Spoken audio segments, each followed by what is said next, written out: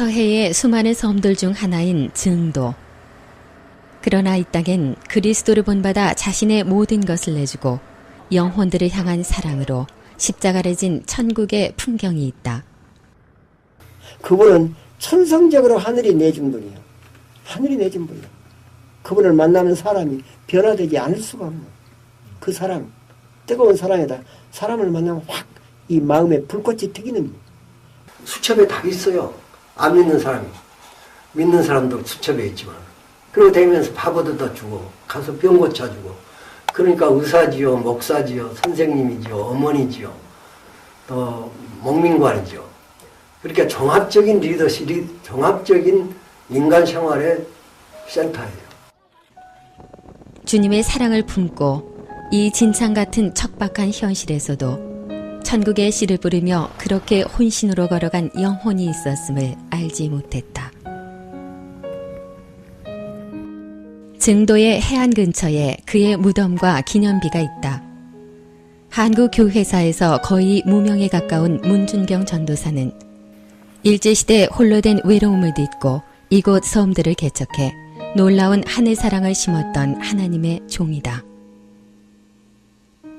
문준경 전도사님이 여성으로서 사역자로서 성공했을 아니라 순교자로서 마지막 하나님께 영광을 돌린 이 사건은 참으로 한국교회사의 영광이라고 볼 수가 있습니다. 우리가 초대교회를 순교적 영성이 드러난 그런 시대라고 볼 수가 있는데 이러한 모습이 한국교회의 역사 가운데서도 문준경 전도사님을 통해서 드러났다는 점에 있어서 참으로 여성 사역자의 위치의 중요성을 다시 한번 실감하게 하고 그들의 순교가 결코 한국교회가 이렇게 기독교 강국이 되어지는 데 있어서 큰 밑받침이 되었다는 것을 부인할 수가 없겠습니다.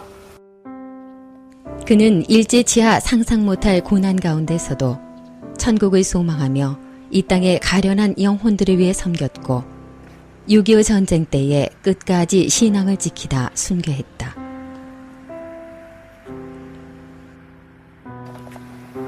어디가 순교자래요? 목포 북교동 교회는 문준경이 생과부의 서름과 절망 가운데서 참된 신랑이신 예수 그리스도를 만나 사랑을 키운 곳이다. 당시 이곳엔 후에 한국교회의 위대한 부흥사가 된 이성봉 전도사가 성령의 뜨거운 역사를 불태우던 곳이었다. 문준경 전도사님이 결국은 그 애를 낳을 수가 없어. 애를 못 낳는 게 아니라 사실은 그 남편 대신에 우리 당숙님이 안 본 거지요. 이성봉 목사님 그 집회를 우연히 보게 됐고 거기서 이성봉 목사님을 만나서 결국 목포 북교동 교회로 오게 되었다고 그렇게 얘기를 저는 들었습니다. 삶의 회의를 느낀 나머지 고통 중에 있을 때에 이성봉 목사님을 통해서 큰 은혜를 체험하게 됩니다.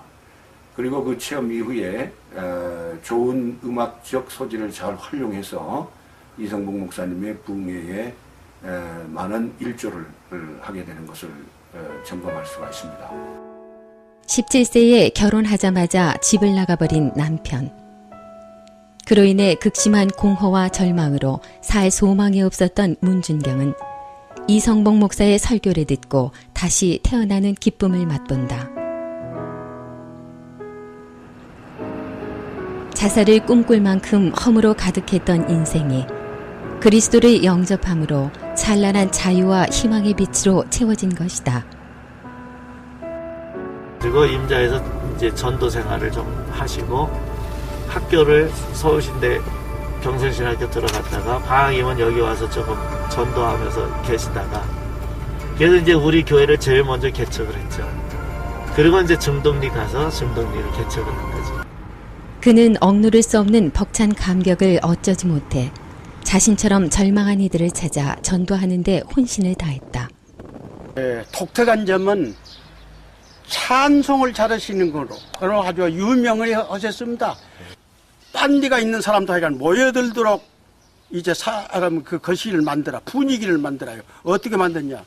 홍한 소년 미인들아 철렁치 말고 영웅혹을 열사들아 뽐내지 마라. 이제 이렇게 하면은 아주 뭔 소리가 나네. 그럼 저 먼 데서 있는 사람들이 벌써 이제 모여들기 시작합니다. 섬 사람들에게 복음을 전하기 위해 그는 남들의 눈을 의식하지 않았다. 주님의 사랑을 품은 목소리로 가난하고 서럽고 안타까운 풍경들을 찾아가 찬송하고 복음을 전하는 그의 열심에 많은 이들이 감동하고 예수를 믿는 역사가 일어나기 시작했다. 내 기억 속에 그렇게 남아있는 찬송이 바로 그거예요.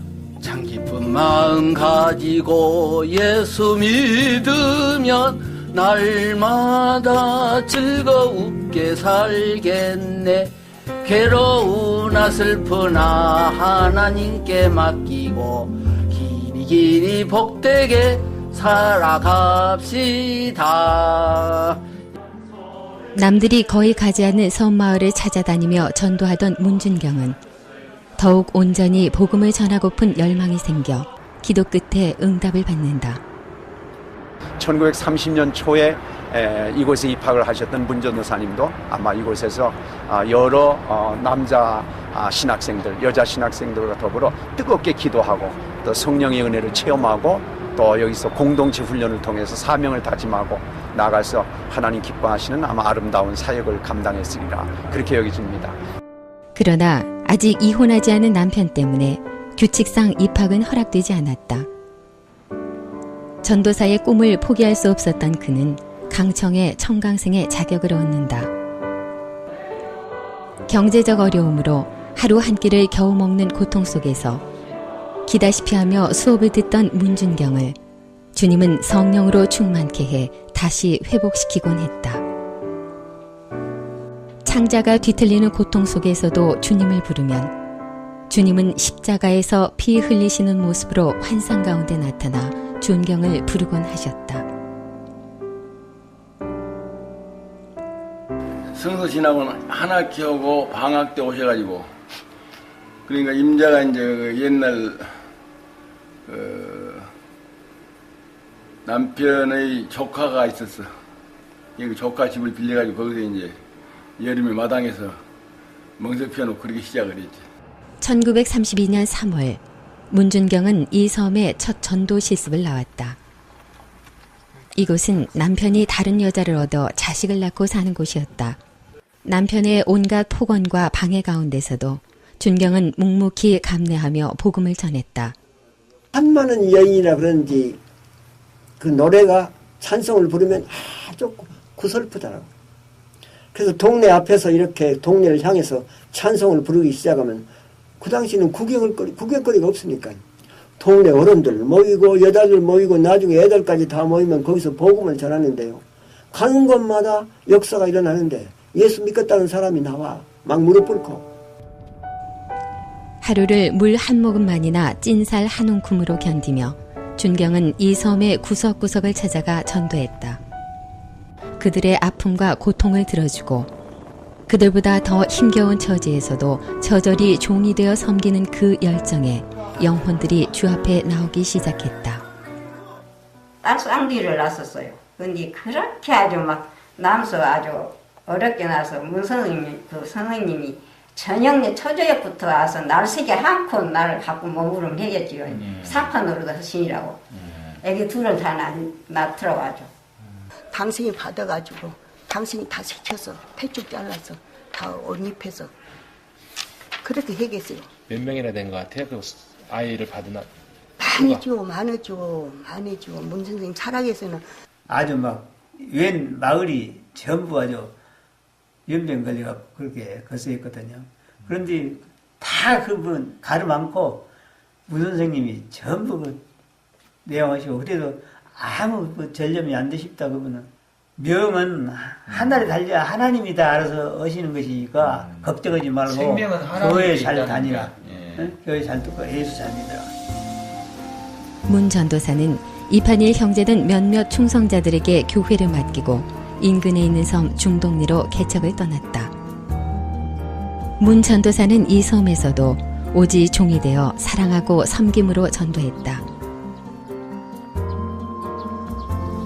오문영 전도사님이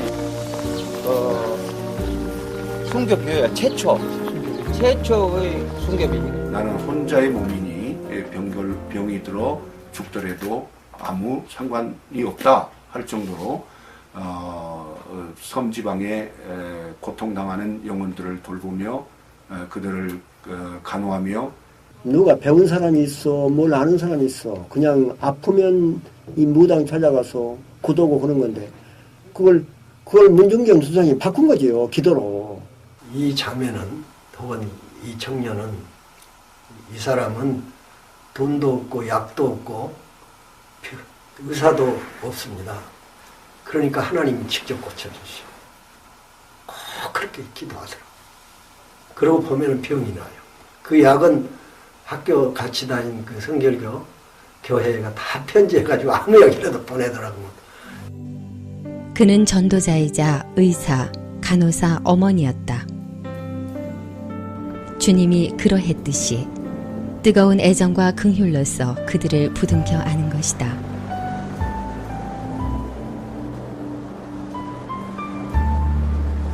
뻘 빠져 다니시면서 이렇게 전도를 하셨죠. 그때. 위험하시기 때문에 아주 굉장히 위험했죠. 물이 들면은, 물이 밀고 올라오면 못 가시고 기들고 3m에 기들고. 1935년 2월 문준경 전도사는 바로 옆에 있는 섬 대초리 개척에 나섰다. 중동리에 연해 있는 이 작은 섬은 2.5km의 갯벌을 건너야만 갈 수 있다. 추운 겨울 문 전도사는 이곳을 개척하기 위해 수없이 왕래하며 위험을 감수했다. 갯벌의 진창과 바닷물의 위험을 무릅쓰고 건너가 초라한 모습으로 전도하는 문준경을 대초리 주민들은 무수히 핍박했다. 여기가 맨 처음 자리인가요? 여기 나무 숨어있는데 떠가지고.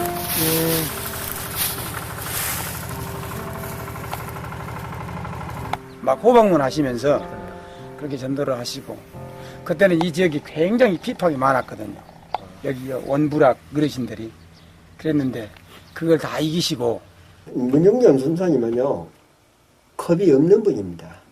그러니까 그분 마음속에는 두려움이란 애당초 단어조차도 찾아보기가 어려운, 이미 죽음을 넘어선, 무엇이든지 전부 다 이 하나님을 믿는 그 신앙으로 해결해 나갈 수 있는 그런 분이죠. 그러니까 무슨 어디 가면 뭐 무섭다, 무슨 힘들다 그런 단어는 문중경 전사님한테 해당이 안 되는 단어예요. 그야말로 불덩어리라고 보면 될까요? 살아있는 불덩어리. 돌과 욕설, 비난을 받으면서도 문 전도사는 역시 찬양하며 그들을 사랑하고 더욱 섬겼다. 그 당시 그 섬 사람들이 미신을 버리고 이렇게 기독교로 돌아온다는 사실은 이건 시시하게 볼 일이 아닙니다. 요즘 생각하니까 그 당시는요, 이건 아주 목숨을 내걸고 오는 일입니다. 생명 걸고 하셨죠. 생명 걸고. 하나님께서 쓰시니까 그렇게 하신가 보다. 우리들 사람의 생각으로 도저히 할 수가 없어. 못하지. 이렇게 개척된 세 개의 교회 외에 문준경 전도사가 이룬 결실이 있다. 교통시설이 없던 시절 집이 멀어 교회를 가지 못하던 이들을 위해 섬 중간중간에 기도처를 세운 것이다. 영혼 하나하나를 지극히 사랑하는 열정이 그 힘겨운 시절 그런 결실들을 맺은 것이다. 우전리, 그다음 재원, 방충리 기도소를 설립해서 교역자 없는 교회로서 발돋움할 수 있는 그러한 기틀을 마련하면서 이분이 그 교회들의 그 상황들을 보살피며 성도들을 위해서 위로의 사역을 감당했었습니다. 그런 하늘의 미랄 같은 충성은 그 지방 섬들이 복음화되는 일에 큰 자양분이 되어 나타났다. 이 기도처가 이 근처에요? 5개 동네 보이는 지금 파란 그 지붕 있는 그의 위에 집에가 기도처로 있었죠. 문준경 전사님의 기도처. 옛날에 그래서 선수 그런 데 한 번씩 이렇게 가시면서 돌아가요. 지금은 증도면의 90% 이상이 기독교인이 되었습니다. 그 다음에 자은으로 가셔서 역시 자은에도 7, 8개의 교회를 세우시고 암태로 가셔서 다시 팔금으로 가시고 안자 그리고 비금, 도초, 신안군 일대에 14개 면을 풍선 그때로 말하는 바람으로 가는 배를 타시고 다니시면서 복음을 전하고 교회가 세워지게 됩니다. 바울이 1차, 2차 전도 여행을 했던 것처럼 우리 문중영 전도사님께서도 그러한 사역을 감당하셨습니다. 누구나 빛나고 화려하며 주목받는 곳을 지향한다. 그러나 문준경 전도사는 남들이 미쳐가지 않는 외진 땅을 향해 자신의 생을 불태웠다. 사랑이 그 길을 가게 했고 그 사랑의 본질이신 하나님은 그 걸음을 다 알고 계셨다. 언제나 동행하셨다. 지금도 생생한 게 작은아버지 해방됐어요. 그렇게 인사를 하고서는 그 선 자리로 이렇게 뭐 돌아오라고 하는데 나 가야 된다고 선 자리로 바로 그 중동리로 넘어갔습니다.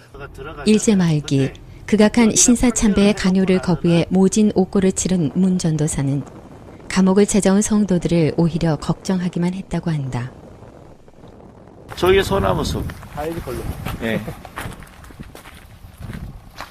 여기가 바로 그 순교를 했던 현장입니다. 예. 이판일 장로님하고 그 다음에 또 가족들 그리고 또 교인들 그 48사람이 이 근내에다가 이렇게 구덩이를 파고 그리고서는 거기다 이제 생매장을 했죠.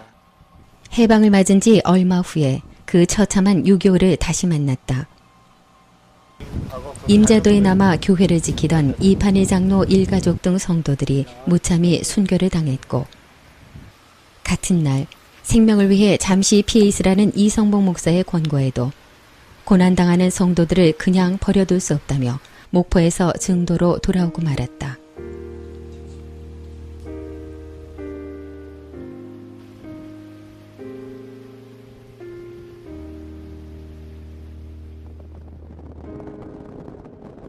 자기들이 반동이라는 사람들을 잡아다가 손을 묶어서 이제 바다에다 빠져 죽이니까 발로 수영을 해서 사는 사람이 생기니까 그 다음에 제2단계로 죽을 사람들을 이제 그 산밭에다가 전부 집결시켜 놓고는 5명씩을 이제 불러다가 칼등으로 쏘면은 3명 관통으로 2명은 그대로 쓰러지면 창으로 찔러서 죽이고 이제 물이 들면은 그 고기역들이 새내끼를 엮어가지고 바다로 차고 나가서는 바다에 물에다가 떼어버리고 그러니까 이 금방이 그냥 시체 천지가 되어버렸어요. 그게 번거로우니까 제 3단계 가서는 이제 갯벌 또 백사장 모래 구더기를 파고 이제 거기다가 산채로 막 밀어넣고 이제 덮어버리고 이제 위에서 창으로 찔러주니까 그게 제일 간단했거든. 그게 3단계 가서. 문중경 전도사님은 막 그렇게 그 목궁으로 이렇게 때리다가 총으로 명중을 시켜서 순교를 하셨어요. 어디에다? 바로 여기. 그러니까 바로 아마 여기 가슴쯤 됐을 겁니다. 그러니까 그 가짜운 데서 쏴버렸기 때문에. 여기를 찍고 이제 여기를 열고 여기서 대갖고 열고 찢어갖고 요렇게나 찢어졌습니다. 그런데 여기서 피가 흐르고 이제 이렇게 송장을 입혀놨는데 문 선생님 제일로 피를 많이 흘렸어요. 2반대서 막. 결국 공산당원에게 잡혀 죽창과 칼에 찔리면서도 참아내며 같이 사역하던 여자 전도사만을 살려달라고 애원한 그 사랑에 공산군도 당황할 정도였다고 한다. 그 사랑, 그 헌신에 감동한 이들이 그의 죽음을 추모하기 위해 인산인해를 이루었다. 하도 구경꾼도 많고 사람들이 많이 모였기 때문에 어떤 말들을 오고 갔느냐 그러면은 김구 선생, 백범 김구 선생보다도 더 많이 사람이 운집을 했다. 문중경 전도사님은 1950년 그 10월에 세상을 떴는데, 문중경 전도사님이 세상을 뜬 이후로 믿는 사람이나 안 믿는 사람이나 이 섬 사람들의 모든 마음속에 깊이 문중경 전도사님이 박혀버린 겁니다. 근데 문중경 전도사님이 한 번도 그 이후로 지금까지 섬 사람들의 마음속에서 돌아가신 적이 없어, 죽은 적이 없어. 오히려 더 살아서 역사를 하는 셈이지. 그게 바로 오늘날 교회를 그렇게 만들어버린 겁니다. 이건 예수님이 돌아가셨거든요. 십자가에 달려서 예수님이 돌아가시고 천국에 가버렸는데, 그 다음에 그 예수 믿는 사람들에 의해서 기독교가 이렇게 널리 전파되는 것과 똑같은 현상입니다. 지금도 눈물이 나온 것은 진동이 신자들을, 우리들을 살리기 위해서 당신이 오셔가고 우리 대신 우리를 살리고 당신이 혼자 돌아가 순교하겠는데, 머리털이라도 빼서 네가 참말로 번양하려고 했는데 이렇게 돌아가게 벌써 지금 하나님 우편에 안겨 계셔서 지금 이 시간도 내다보시고 계신답니다. 선생님, 내가 선생님 은혜 다 못하고 아팠습니다. 나중에 죽어서 하늘나라에 가서 다시 만나서 이런 말이라도 하고 있으면 꼭 쓰겠습니다.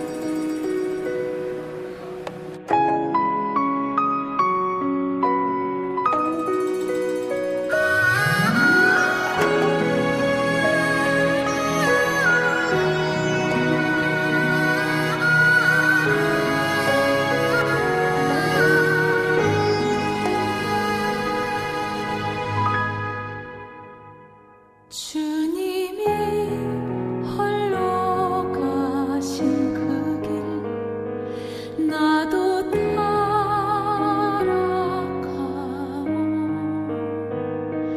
모든 물과 피를 흘리신 그 길을 나도 가오. 험한 괜찮소. 바다 끝이라도 나는 괜찮소. 죽어가는 저들을 위해 나를 버리길 바라오. 아버지 나를 보내주오. 나는